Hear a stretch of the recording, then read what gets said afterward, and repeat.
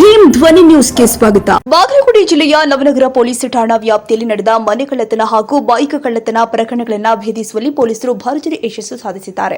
ಆರೋಪಿತರನ್ನ ಬಂಧಿಸಿ ಲಕ್ಷಾಂತರ ರೂಪಾಯಿ ಮೌಲ್ಯದ ಚಿನ್ನಾಭರಣ, ಬೆಳ್ಳಿಯ ವಸ್ತುಗಳು ಹಾಗೂ ಮೋಟಾರ್ ಸೈಕಲ್ಗಳನ್ನು ವಶಕ್ಕೆ ಪಡೆದಿದ್ದಾರೆ. ಈ ಕುರಿತ ಸಂಪೂರ್ಣ ವರದಿ ಇಲ್ಲಿದೆ ನೋಡಿ. ಇತ್ತೀಚಿನ ದಿನಗಳಲ್ಲಿ ನವನಗರ ಪೊಲೀಸ್ ಠಾಣಾ ವ್ಯಾಪ್ತಿಯಲ್ಲಿ ಮನೆ ಕಳ್ಳತನ ಪ್ರಕರಣಗಳು ಹೆಚ್ಚಾಗಿದ್ವು.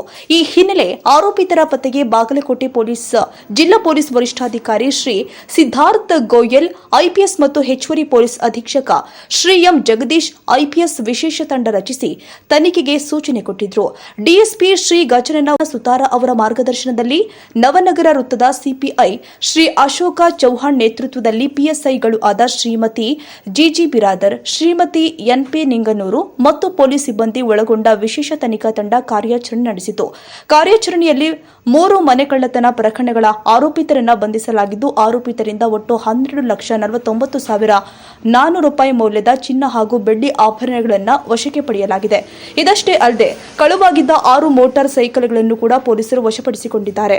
ಯಶಸ್ವಿ ಕಾರ್ಯಾಚರಣೆಯಲ್ಲಿ ಭಾಗವಹಿಸಿದ ಪೊಲೀಸ್ ಸಿಬ್ಬಂದಿಗಳು ಆದ ಪ್ರಕಾಶ್ ನಾಯಕ್, ಶ್ರೀಶೈಲ್ ನಡಗೇರಿ, ಎಸ್ಪಿ ನಿಂಗೊಳ್ಳಿ, ಎಂಎಂ ಬೆಳ್ಳುಬ್ಬಿ, ಮಂಜುನಾಥ್ ಸಂಗೊಂದಿ ಸೇರಿ ಹಲವು ಸಿಬ್ಬಂದಿಗಳ ಶ್ರಮವನ್ನು ಜಿಲ್ಲಾ ಪೊಲೀಸ್ ವರಿಷ್ಠಾಧಿಕಾರಿಗಳು ಶ್ಲಾಘಿಸಿದ್ದಾರೆ. ಒಟ್ನಲ್ಲಿ ನವನಗರ ಪೊಲೀಸರ ಈ ಕಾರ್ಯಾಚರಣೆ ಸಾರ್ವಜನಿಕರಲ್ಲಿ ಭದ್ರತೆಯ ಭರವಸೆ ಮೂಡಿಸಿದ್ದು, ಕಳ್ಳರ ವಿರುದ್ಧ ಕಠಿಣ ಕ್ರಮ ಮುಂದುವರಿಯಲಿದೆ ಎಂದು ಪೊಲೀಸ್ ಇಲಾಖೆ ತಿಳಿಸಿದೆ.